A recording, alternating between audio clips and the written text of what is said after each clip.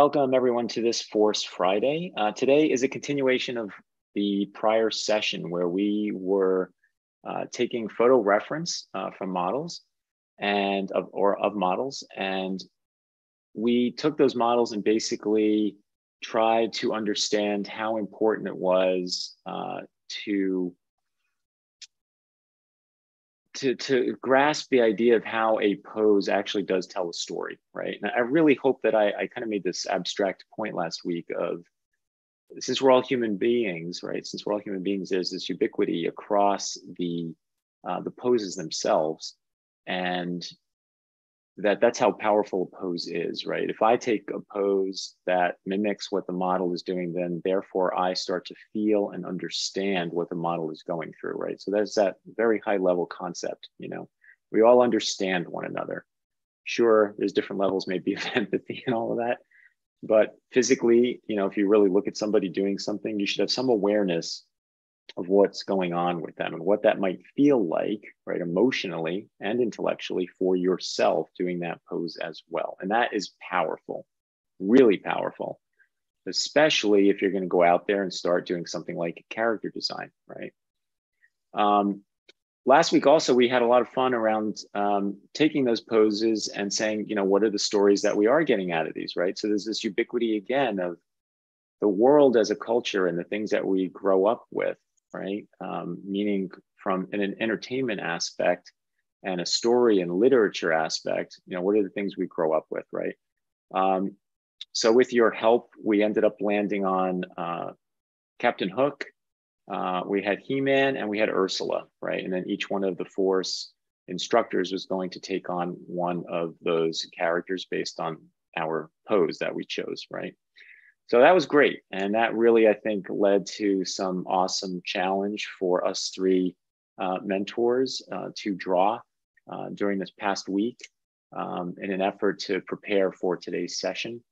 I was joking with Swami Mrityunjay earlier. I have to say, this is probably, for me, one of the most work-intensive Force Fridays, because I put in a good chunk of hours to get this drawing done. And I normally don't put that much time into one drawing. And, it was a good test. For me, it was a good test to see if my skills, where my skills were at really with trying to get this right? Here we are talking about draw your favorite characters accurately and trying to really nail down that accuracy and the skill it takes to do that, right? There's a lot of skill involved in getting to that final product. And, right now, currently, we have quite a few students on drawingforce.com between premium and mentorship that their sole purpose is they want to create fan art and get paid to do it, right? And you can actually, generate a pretty good income doing that if you're really good at what you do. Here's how you do it, right? Today, we're going to show you how, how to go through that. I'm going to take you through a process I've used in art direction for like 20 something years.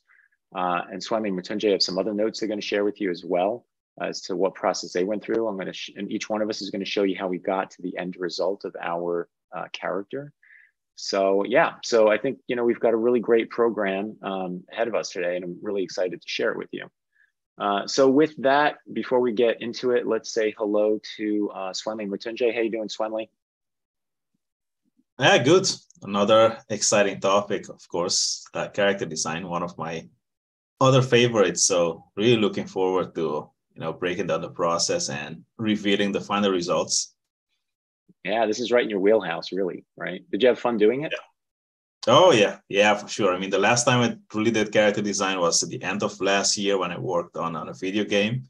Mm-hmm. So it was surprising to see how much faster I have gotten, I must say, after all the training and the teaching. So it was very satisfying.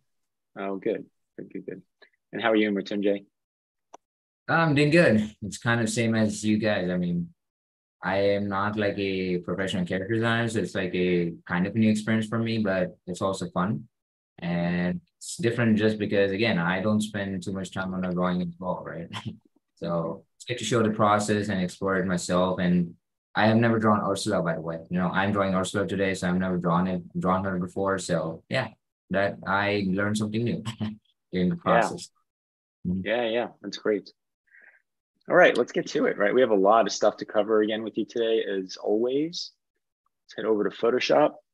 So before we get started, as a reminder, like here was a thumbnail for last week, and this is kind of like the process we went through. I'm going to share more, obviously today, but it was about taking photography and figuring out poses and so on, right? So for me, we started here, right? I had this pose of Trinda, and we all kind of landed on this idea that he felt like a swordsman. He should have a rapier in his hand, right? Like, that all worked. I think we all got that.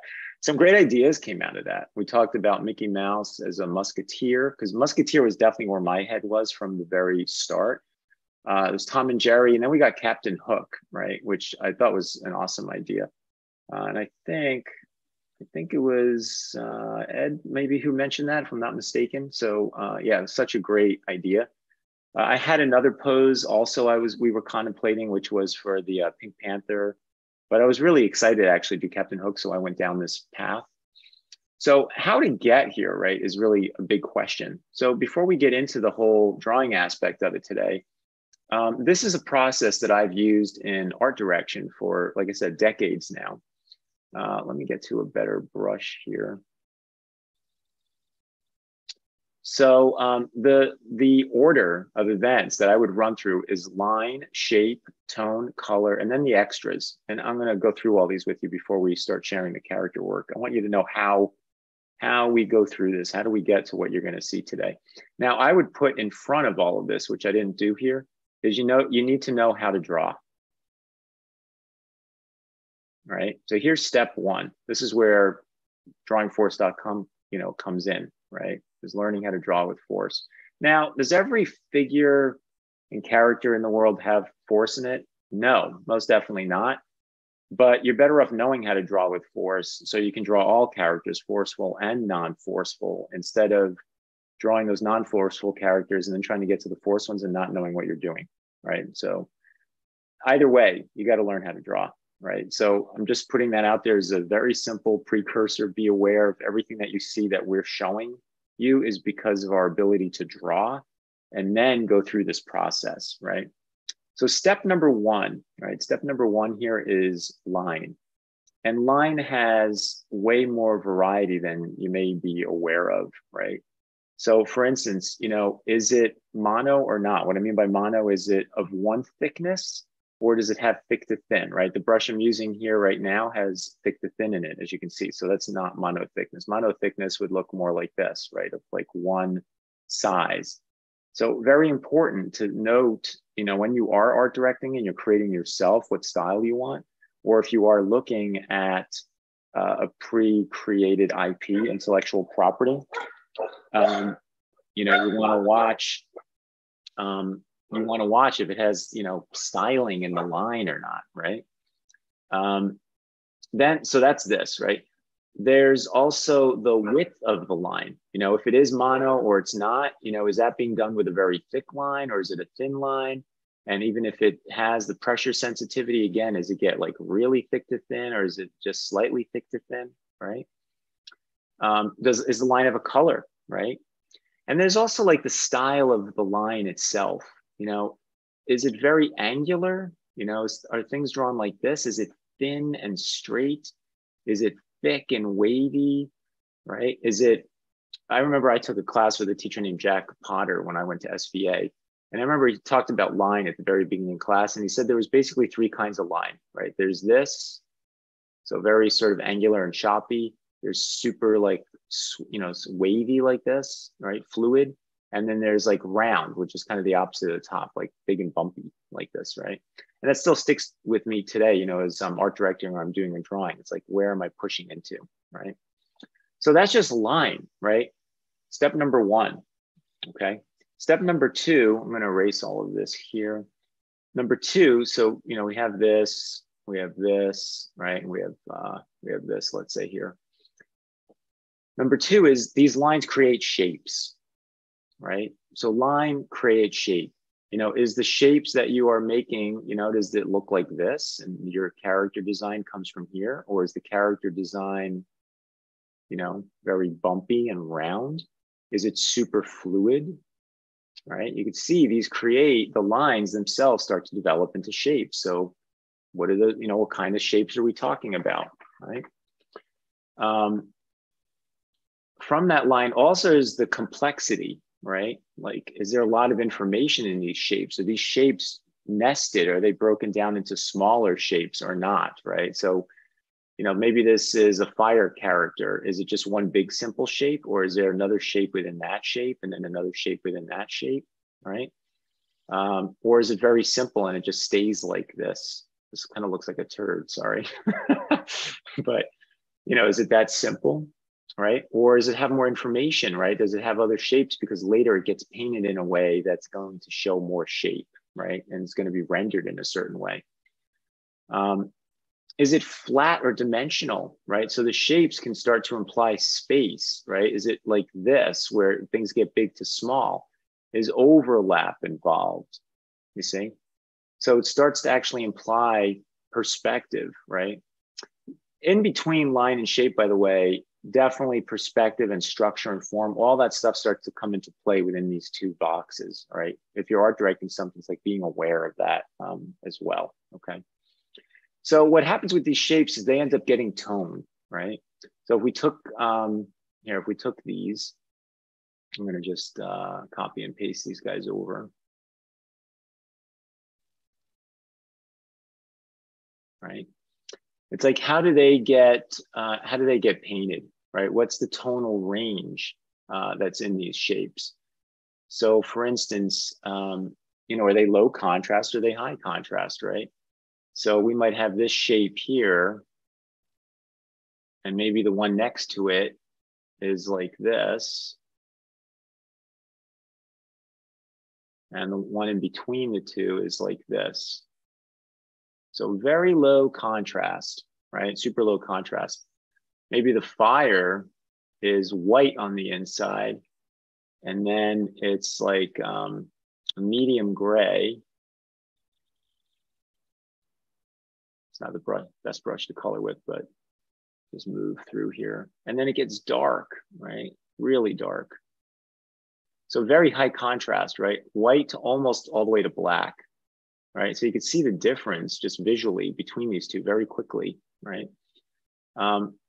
So, being aware of the contrast. And last but not least, in tone, in black and white, I think is also actually a good time to figure out sort of like brush style if you're gonna add texture and you're creating especially something two-dimensionally, right?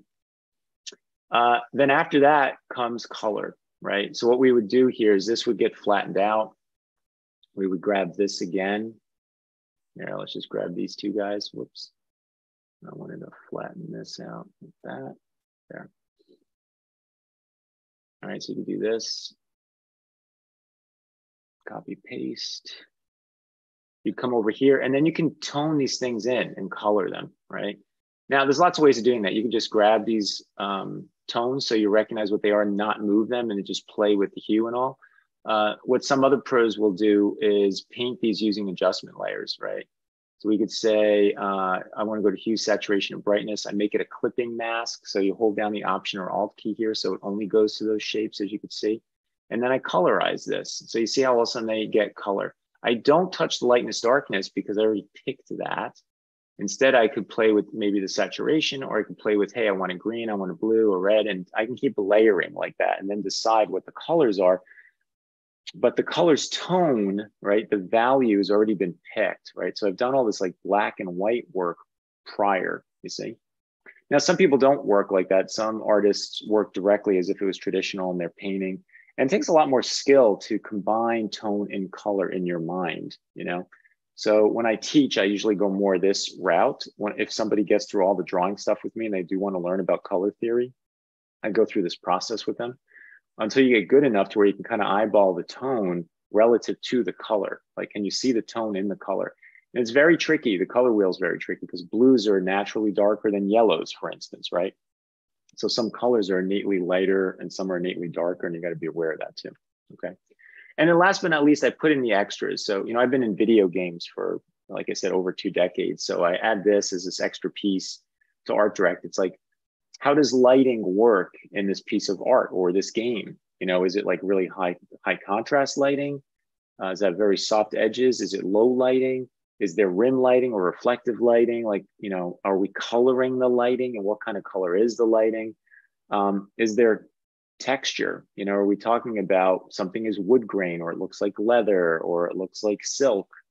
You know, what is the texture of the fabrics and materials, right? So this like whole other sort of final last level. Now, this texture stuff could come in all the way at that tone level, right? If you actually paint something in black and white, this can actually come in there also, right? In games, this usually comes in later because it's technical, right? It's like technically, how are we going to achieve this, you see?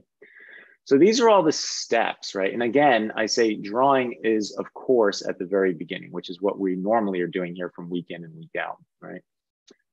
Any questions before I move forward? Doesn't look like it. Is Jackpot a relative Harry's? No, they're not relatives. All right, so so that's the process, right? Now, when it comes to character design specifically, right, there's a lot of work that goes into character design. There's many of you out there to go like, I want to be a character designer. I want to be a character designer. But character designers, they have to know this stuff, right? They need to know how to draw. They also need to know how to put a character Bible or style guide together. I just grabbed this because I worked on Lion King myself, and I remember staring at this sheet quite often. You know, how is Simba built, right? And this is filled with tiny little notes about every little nuance in his hair, his face, his eyebrow, his nose, right? Like the smallest of details, right? People always ask, like, how did they keep everybody on model? Nowadays, it's 3D, right? So not a big deal. The 3D model is a 3D model. It's already set up. But when you had to hand draw this, you had a guide, right? And this guide, if you knew how to draw well enough, right, you can look at the guide and understand the rules and then just draw within those rules, right? So when it comes to a style guide, it's like every part of the body has to be defined well enough to hand over that guide to another artist who can pick it up and redraw that character for the first time, right? Like, how do I now do it, right? When I taught at the academy in San Francisco, this was the final exam, basically for the students, was they had to come up with a character and they had to create their own style guide, right? And the main comment I would have that would sort of hit their grades is there was not enough information. I'm like, I don't know how to draw this hand. You never told me how to draw the hand or the feet. How do I draw this boot, right? It's like, okay, the face looks good, but there's all these other parts of the body. What are those proportions in those areas? Like, how does it all work, right? So it's a lot of work, right? And Swanley has some other stuff he's going to share with you as well, and Matunje. So I'll stop there. I'm going to show you how I went through trying to do Captain Hook, right?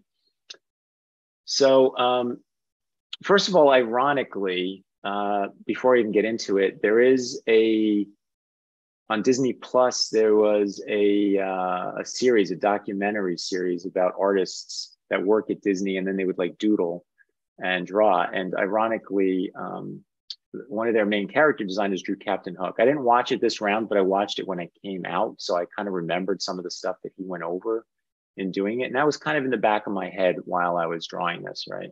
So this is off of the prior drawings that we did from the other week, right? Ed says, are there places we can get style guides like this for the sake of eventual?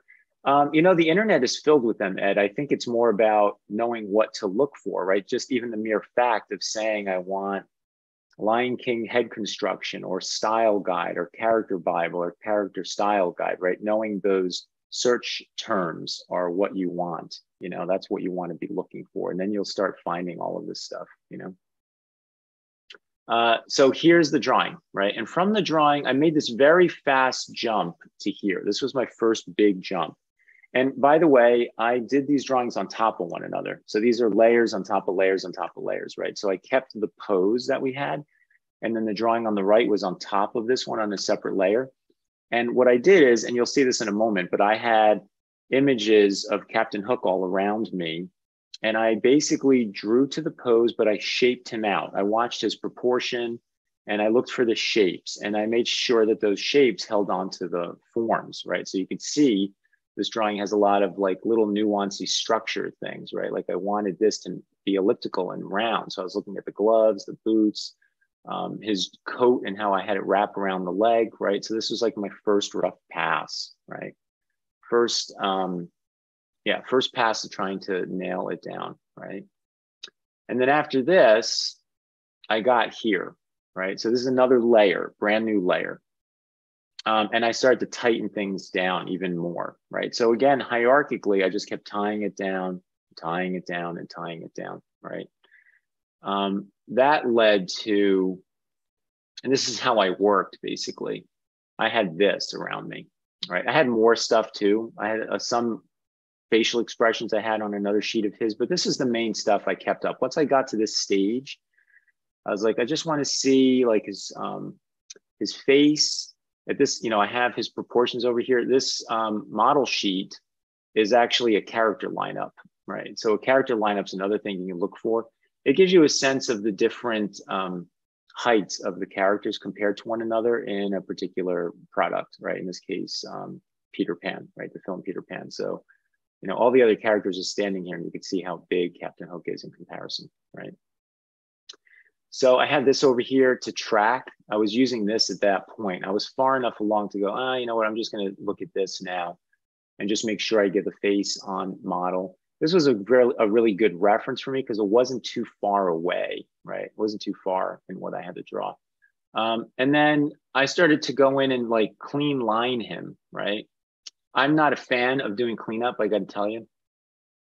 So I was not looking forward to this step. But here it is, and surprisingly, pretty decent. And I've got to say, I cheated. I technically cheated here. What I did is when I did this, I got a brush that didn't have a lot of thick to thin in it. And I used a lot of the smoothing on this. Now, what I did notice I would do is I would have to manage the smoothing. So if it was for really big open shapes, I can keep the smoothing pretty high, 50, 60%, right? But that didn't work on smaller details because if you work only, you go only a little distance, it's like you didn't draw anything, right? So it was interesting. And it's the first time I've ever done this, by the way. So this is all like new and educational for me too.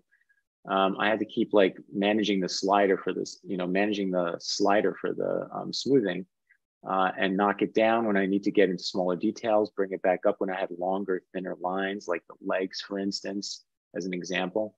And that helped me get through this, I have to say, pretty enjoyably and quickly. I just kept thinking about my 1.5 or 2 years on Lion King and how arduous it was to get good line and get in practice of doing that on a piece of paper. And now how much easier this was, so much easier. I remember the nightmare of drawing like eyeballs and irises and pupils and getting ellipses right and trying to get that with a really good curved line with a pencil. It was very difficult, very, very difficult for me. So that got me here, right? So I was like, first of all, I was just so happy I even got here. I was like, damn, all right, I got this far. At this point, not really that difficult. To me, this is the hardest part, So we went through the drawing, the shaping, all that was very enjoyable for me, pretty quick. And then we get here, right?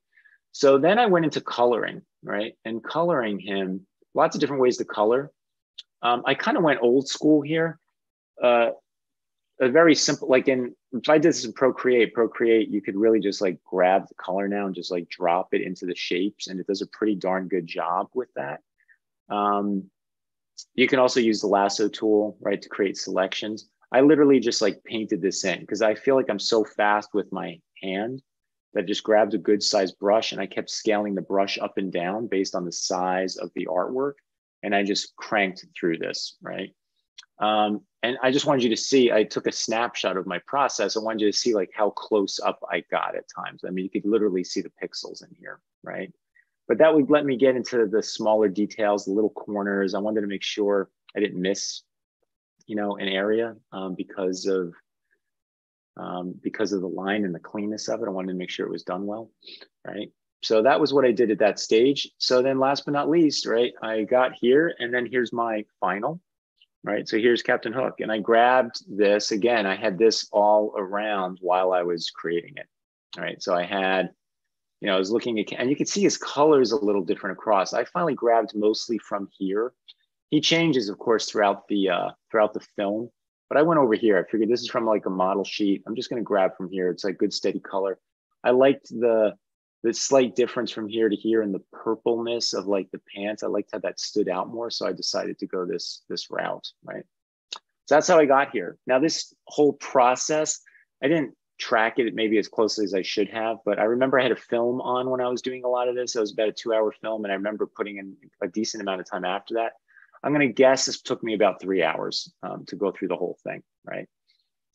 What's cool, I think, about this, going through this process for you guys is, is where we began and where we ended, right? So we've got Captain Hook there, and that came all the way from, from this, right? Let me get the line back on there.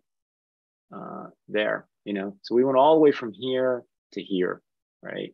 Which I think is really fun, It was cool to see it get all the way from here to here, and to notice how, how we did that as a team, all of us together, right? And figuring out to go with Captain Hook, how we went through the sketches of Force to get to a really dynamic pose of Captain Hook, right? So thank you. Thanks for helping out with that portion of the job. And yeah, and I'm pretty pleased, I'd say, with the end result. If I had to do it again, I'd see if maybe I can push this further, even the pose. And maybe when I looked at this and I was done, I was like, it would have been cool to maybe have the sword come more towards me and push the space and make it more dramatic. I saw some drawings of Captain Hook that were pencil drawings from animation, where there was some more depth from different areas of the film. And I was like, that's cool. So they did add a lot of space. Like, that was an okay rule in the film. So that might have been another adjustment I would have made. But all in all, I have to say I'm pretty pleased with it. I wasn't sure how close I would get or not, because it's been quite a long time that I've done this, but it's pretty accurate. There's little things I think that are slightly off still, but nothing super obvious, So anyway, so that's my segment. I hope that you enjoyed it. I'm going to hand it over to Swenley next. And yeah, thank you. Mrs. Tinkerbell. Yeah, exactly. All right. Thanks, Mike. That was awesome. Thanks. Let's move the talking heads around so you don't get in the way. Let's put it right on He-Man's sword over here. So pointing right up to you. Yeah. So yeah, guys, classic He-Man. So as you know, I said last week the new one, but since Mike and Mituni stuck with the classics, I thought, let me go for the classic He-Man as well. I haven't looked at that one in a long time. So what was the process? Now, step number one, of course, was doing research. So I just went on Google, looked up the He-Man model sheets, which was pretty easy to find. And I just started to just, observe, and Mike did a great breakdown of different aspects that you need to pay attention to, when art directing. So once you have that stuff in your mind, which I have at this point, it's easy. Like, I look at this character and I can see immediately, the kind of line, is the shape fluid or angular, what kind of proportion it has. So I just looked at different images, of He-Man. I also took the time to watch part of some of the episodes on YouTube, which I must say was quite entertaining, because I think the last time I watched this stuff was when I was about maybe 8 or 9 years old or something like that, back in the days. So it was great, going back to the time and now looking at it through different eyes, with an artistic eye. So that was step number one, doing some research. And then after that, I started studying the reference that I gathered. So Mike, again, did a great breakdown for you guys. I just looked at this stuff and started noticing the information that I know that I would need in order to draw this character and model. So first of all, the visual style, I noticed that the proportions are fairly realistic, meaning it's about 8 heads tall, kind of like an idealized figure, which I think was characteristic for the aesthetic of the time this show was made. And the shapes are very rounded, there aren't many pointy corners, and the level of detail, I would say, is minimum. It's mostly focusing on the big shapes, but there isn't a lot of detail in those shapes. And I think it becomes easier to see the difference once you look at the newest iteration. So notice that there is a lot more detail. If you see like this chest piece here, look at the classic style. It's pretty much a big shape, with the smaller shape in the middle. But here we can really see that they went into detail, and that with the addition of, in the classic one, they didn't use like actual shading. No, it was pretty much flat colors. But in the new one, there is the addition of light and shadow, mostly cell shading. And that brings with it another level of detail that you can add. If you take, for example, like his loincloth here, the inner details are not part of the line work, but they show the texture, like this furry texture with the shadow shapes, so that gives you the opportunity to indicate even more detail than if you only show the flat colors. Then all the detail has to be in the line work itself. So I think it's amazing that I'm surprised they added the details to the chest piece over the shoulders, and then also for his like arm guard, and the belt, putting all those ellipses in. Having been a 2D animator myself, I look at that and I'm like, oh God, there's the ellipse nightmare, basically, right? Like over and over again, And you can tell this is sort of leaning towards a semi-anime style. Ironically, one of our guests today brought up that idea of doing an anime video, and here this does actually, that the ones on the right do lean to a more modern, slightly anime, style versus the more 70s American version on the left. Yeah, exactly. So they bumped up the level of detail. The shapes are a bit more angular. You can notice, especially at like the biceps and the triceps, like notice that the corners are a bit more pointy versus the more rounded, kind of like spherical forms that they use in the classic He-Man. And the proportions are exaggerated slightly more, like he's a bit more larger than life. The head is a bit smaller relative to his body. So I also looked at the new one, by the way, so I can see it's easier to see through contrast, right? So by putting them side by side, it helped me to interpret the classic style a bit more. I want to add too that, can you show that? Yeah, before you leave. Notice, can you zoom in on it? Notice everyone, the anime version. Notice the color swatches, right? And notice the value range that's next to the body of those color swatches. They basically set up a light, medium, and dark for each color, right? So what's like the local color, what's the shadow going to be here? What's the highlight going to be here, and so on, right? And they're setting up that color space. And they're probably, my guess will be, in general, the light to medium to dark change from one tone to another is probably similar, if not exactly the same, across those colors. So it's like, here's yellow, dark yellow, darker yellow, and there's, let's say, 10% or 15% difference between each one. And then we're going to do the same with red. We're going to do the same with brown, and then with dark brown, and so on. You can see the red in the mouth, right? Like they're setting up their system, basically. Like, what's the system of tone and color here? Yeah, that's a good notice indeed. Like you said at the beginning, a lot of information, a lot of work goes into this stuff to make sure that everyone is on the same page.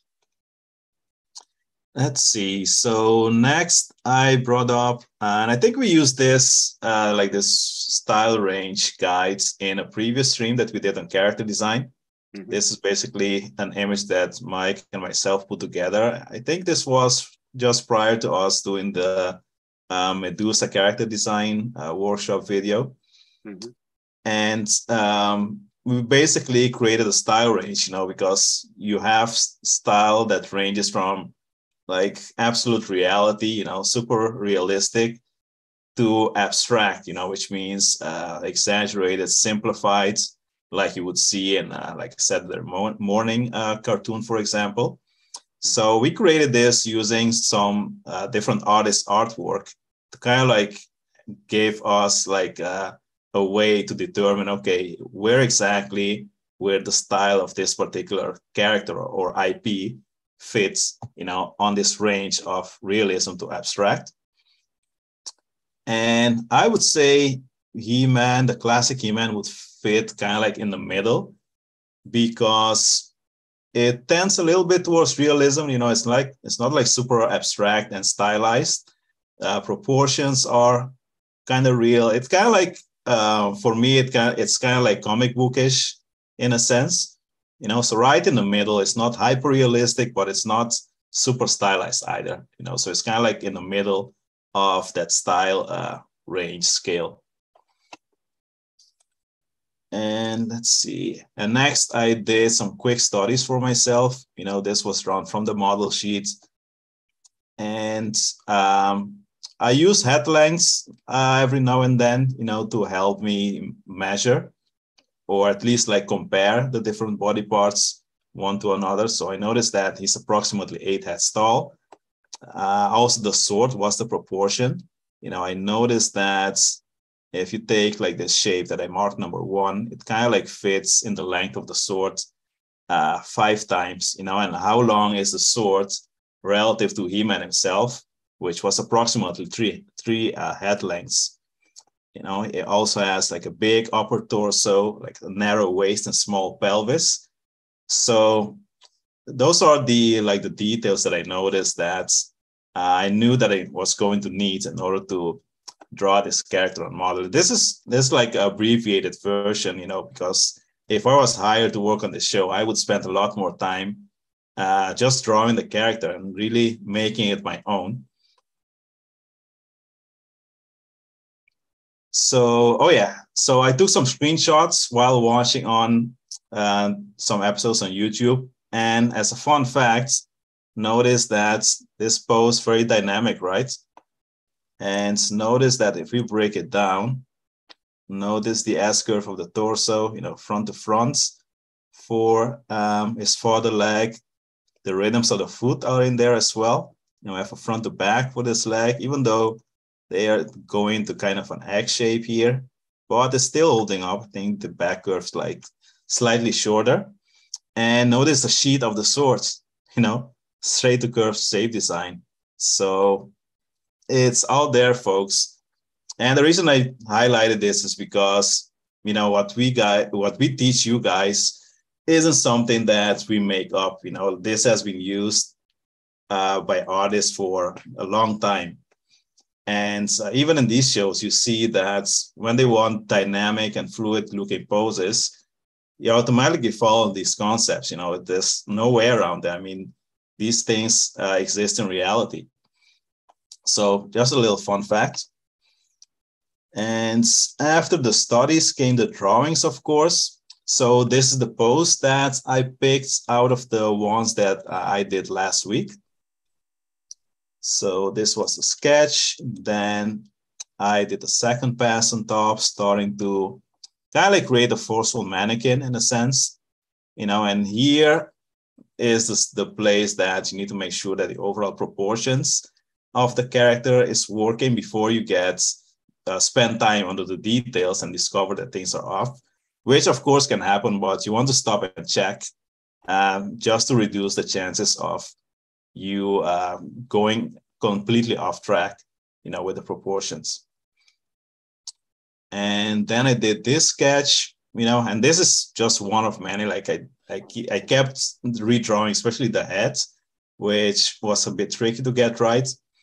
And this one was going the right direction, but I found that the upper body, especially the connection with the neck and head, was looking a bit broken. So I just kind of like trashed this one and went back to the drawing board. I went back to the first pose, did another overlay on top, or not a second pass, I should say, paid more attention to the structure of the neck and head and make sure that this worked properly this time. And then once I was satisfied with this stage, then I did another pass on top. And now that I drew the character for a second time, it was much easier to capture the facial expression, the hairstyle. And just like Mike, I had the model sheets and some of the screenshots that I took from the episodes, around my canvas as I was working to help me keep He-Man on model. And after that came, of course, let's see, do I have to clean up here? Yeah, so then I did cleanup pass. And I noticed that, especially in the close-ups, you will see that they did use some thick to thin variation in the line. Like when it zoomed out, the line is pretty much like Mike showed earlier, it's pretty much like a monotonous line, like one thickness. But here you can see that they did use a slight thick to thin variation, which I also tried to capture in my cleanup, not pushing it too far so it still fits in the style. So that was the cleanup. And after that, of course, I did a color pass. And in this case, I just, I dropped the colors from the screenshots that I took from the stills and applied it to He-Man. Did a quick background, and that was basically my process, And last but not least, I also want to highlight that I did all of this using the force drawing method, And the reason why I say that is because students often think that, they have to do the force stuff and then there is all the other stuff. But I'm a force artist. Whatever show that I'm hired to work on, like, for example, I worked on a video game at the end of last year, which was totally opposite to what we do. The style was totally unforceful, but I'm a force artist. I was not going to just change my drawing style, and use a completely different drawing method because of that. I use force drawing. I just make sure that when I did the finish, the final pass, it was in the style of the IP I was working on, but it was all done using the force drawing method, So force drawing is not a style. I want to emphasize that. It's a drawing method. You can use it to create any kind of style that you want, once you understand it and master it. All right, that was my part. I'm going to pass the sword of power to Metunjay now. Thank you, Swinley. That was awesome. Yeah, thanks. I got to figure out now if I have to get you a new car or something for that awesome plug. Force car. Yeah, that's right. A car with like a big force across the hood, Force license plate. Starting with the jet speed, All right, guys. So let's do it. Let's see the Ursula, in action. So what we got? So I'm not gonna reveal the character right away. Let's see a few steps, that I did take to get into a character first. So step one, again, now Mike covered it all. Mike and Swinley covered it all. Thank you, Mike and Swinley, for doing that. I'm not gonna go over that in detail, but my character was Ursula, right? So, and again, it's one of the very classic characters, but I didn't find like much, let's say, character sheet or something like that. Again, it's just like Little Mermaid that she showed up. So, what's the plan? Watch the movie again, and see her in action, and see like how now observe like how she flows and what's her moment and what's her nature. Obviously, we all know it's like villainous. But the thing is, like, it's still, like you're watching now. I am actually watching it for like a purpose, that I want to like feel the character out. Okay. So watch the movie. Okay, that's what the plan is. Step two, studies. Okay, studies of the movie. So I did go in. Again, this is like R&D part, like research and development part, which is, I find this like unique sheet where her proportion was given. It's like, you can see it's like 14 and a half heads or something, and she's pretty long, pretty large character. And it's got all the turnaround. So if you remember like my my pose was facing back. Okay. And it was quite difficult, to get that part. Although in the movie, I catch some shots of her, from the back view, so that was quite helpful as well. And I did observe also, like in my research part, that the character sheet and the actual movie character, maybe this character sheet is not the final one, because there are some changes to this and the character that is actually used in the movie, some proportions of it a little bit, and things here and there. So that's it. Then I did some studies here. Oh, before that, here's again, some face, because her face was really complicated, so yeah, I just gotta see that this one is very helpful. You see like how the face is constructed basically. Okay, so you see like two circles, and actually it's a very blurry picture, but you can still see it's written nose and mouth and chin. Okay, so it was really helpful.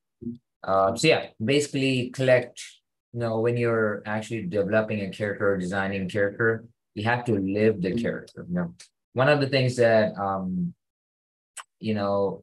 Glenn Keane said is like, he's always like I don't design the characters, they would just pop out right in front of me and say, oh, here I am. So basically how that comes, that comes from like, researching it all about it. Anyway, so I did some studies based on the character sheets, and this is my first drawing, by the way. I never drawn Ursula again. I'm just reminding you. And see, this face doesn't look like her. I mean, it's kind of like her, but yeah, she doesn't look evil, and yeah, I mean, it's not her. Okay, I know that it's not her. Okay, so I did make some notes here. It's like, oh, the eyes would be like this. It's like flowing hair, the hair shape of it, and it's like the seashell earring that she wore. And again, I did that diagram in here to understand the structure, like how I would draw it in like different views. Now I'm not saying I become a pro at drawing Ursula, but the thing is, these studies help me out to understand the character, So here's some gestures I'm trying to do myself. Is like, did I understand well enough? Or again, I need to do more studies, but is it just enough to like draw her in just one pose? Okay. I'm not animating her right now, but I am thinking myself as I'm like hired by the Disney, to like to animate the character. Okay. Here's an old drawing, by the way. I didn't drew this like originally. I mean, I drew this, but I studied it from a drawing which I found out on the online, and I found it about like too much hard research and development. It was like quite lower down the search results. So, and this was, I guess it was a concept like Mike was talking about it before the stream, that he has this like a copy of this or something, right? So yes. right. So and again, she's not following the model or anything like this, which is like used in the movie, but here she's really evil, And actually this gesture, this drawing is incomplete, the gesture was something like this. So take my brush here. So here's Ursula, right here, and there's like Ariel, right here, and she's like this, They're having this like really evil gesture, for her, basically. So yeah, I mean, I here from this drawing, actually, I started to feel out the character, more and more. Now, ready to watch the character? I'm just gonna do it. Okay, just okay,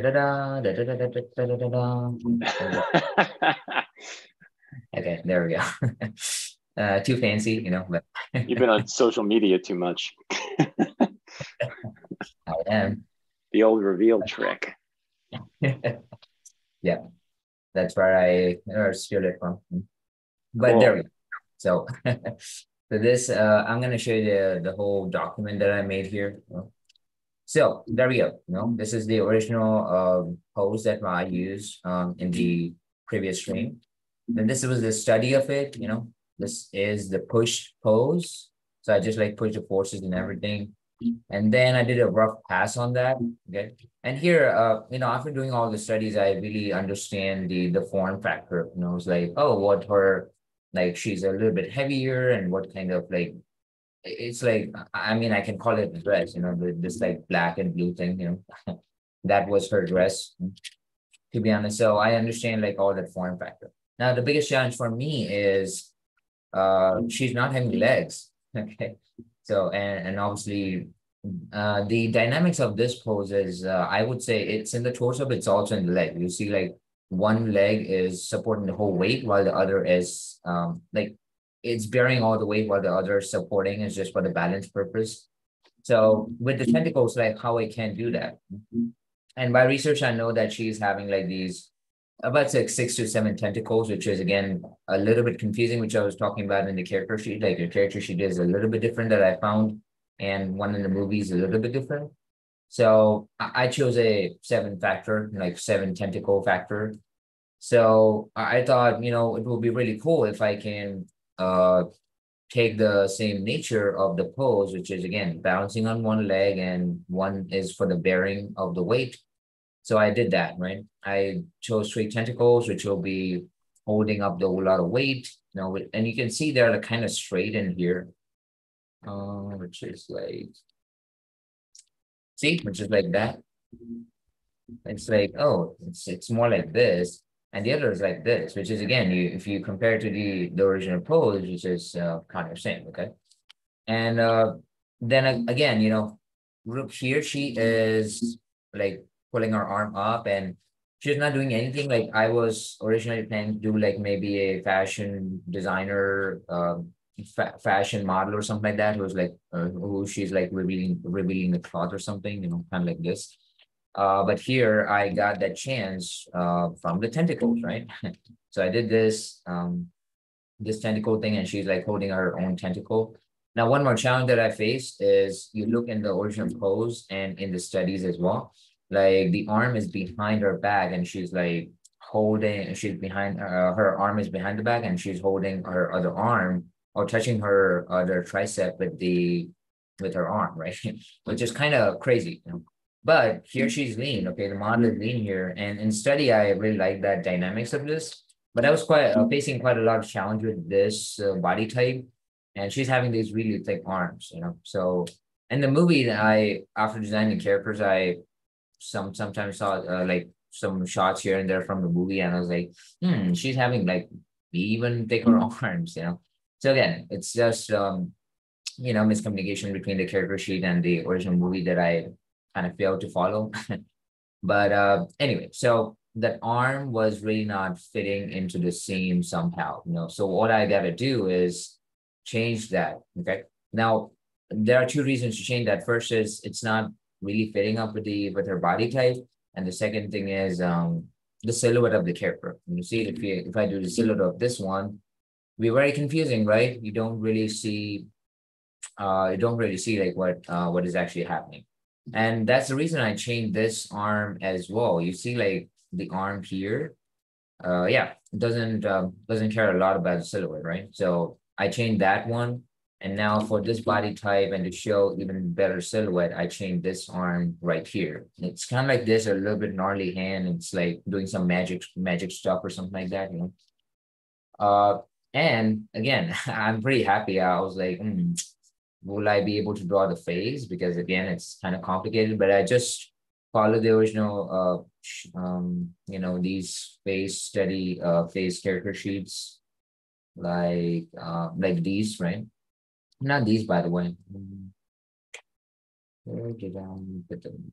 Yeah, these ones, right? So I was following these character expression, not the face structure sheets, and then yeah, just able to like do that. Yeah, and again, just putting the evil smile. Now, again, with the pose, she has a story, right? She's like looking back and like, like kind of like the evil smile. And yeah, so that was it. I really enjoyed like doing this, and again, it was a new experience for me. I learned how to draw Ursula, and in this like crazy pose where it was challenging for me as well, like to show the balance and everything, and what can I do with what, and and that's it. Okay. So what I would say, learn, for my tip would be just to like go in, accept those challenges, and it's not going to be perfect. Like I'm not saying like this is all perfect, but the thing is, it's kind of close, right? So, why not take the challenges and like draw your favorite characters while following our streams, So go back, watch the stream before, and come back to this one to draw your favorite characters and your dynamic poses. But all right. Any questions in the chat? Nope, everything is good. All right. So I think we're right on time. Yeah, pretty much. All right. So I'm going to stop sharing and we can conclude the stream today a little bit early. So yeah, if you guys have any questions, obviously type them in as I close up here. The thing I want you all to be aware of is, first of all, as Swanley put really well today, is how much drawing, how important drawing is to this whole process. And force drawing more specifically means that you have a skill now that can basically approach any style of drawing. So if you're out there and you want to do fan art, drawing with force is a great way for you to confront or understand any different aesthetic. One of the artists here today was mentioning anime. So sure, maybe down the road we do a thing on anime. What is the aesthetic there? What are the differences compared to more of the sort of American or Western style pieces that we picked for this session, right, for this broadcast? So I think that's a good idea. And then keep in mind those steps. That's a great thing to take a snapshot of from this video today, is going through line, shape, tone, color, and then sort of the extras, and trying to go through that process. And, being really subtle and sensitive and aware, especially that first step of line, of what kind of line is actually used. It doesn't mean that you can't draw sloppily or forcefully and energetically at the very beginning. But it's in that finish stage that you have to understand how to deconstruct the style into its components in order for you to, reconstruct it again, right? So that's all we have for today. I hope you guys enjoyed the, the stream today. We will see you next Friday as always. Some interesting ideas came out of the chat today, so we'll take a look at that for next week as some options. And otherwise, we will see you guys next Friday. Take care and have a great, safe, and very happy and glorious weekend. Bye-bye, everyone. Take care. Bye, guys. Bye-bye.